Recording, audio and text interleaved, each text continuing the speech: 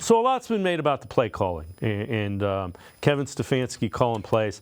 Take a look at this. This is Mike Clay put this together. It's a list of head coaches are in the left column. The middle column is offensive coordinators. Right column is play callers.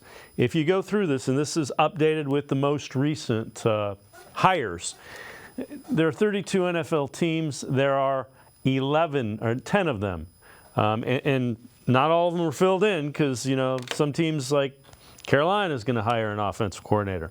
But 10 of them, so roughly a third of them, have a different play caller than offensive coordinator. So there's 10 of them, 10 out of 32, where the head coach is also the play caller. So it's there's not a right or a wrong answer, but it's not that uncommon for the head coach to call plays. That's why they got the head coaching job in most instances.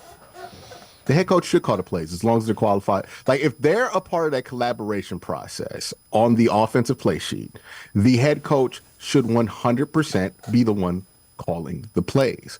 The reason that is purely because who gets blamed for the plays if they get ran?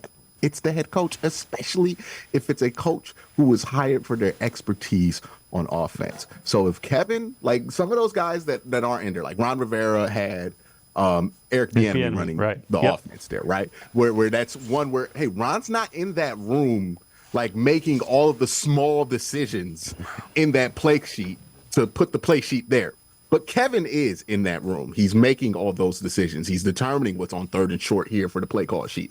And if that's the case, he has to be responsible for what is on that sheet, which means he has to be the one to make the decision to call the plays. This is about structure, right? Like, you're not going to find somebody who was hired because of their offensive prowess, who is involved in the offensive process, that does not call their own plays, because that then puts a weird message down the organization. Because if it's a bad play call, you'd be like, I didn't call that. You were in charge of the process, right? Like, of what got on that play sheet. It's kind of inconsequential what play actually gets called. If it's on the sheet, it's on the sheet. So if you're the head coach, you're involved in that offensive process. Yes, you are the one that needs to be accountable for whatever plays are called. And to be accountable, you got to be the one that calls the plays. That's just good leadership.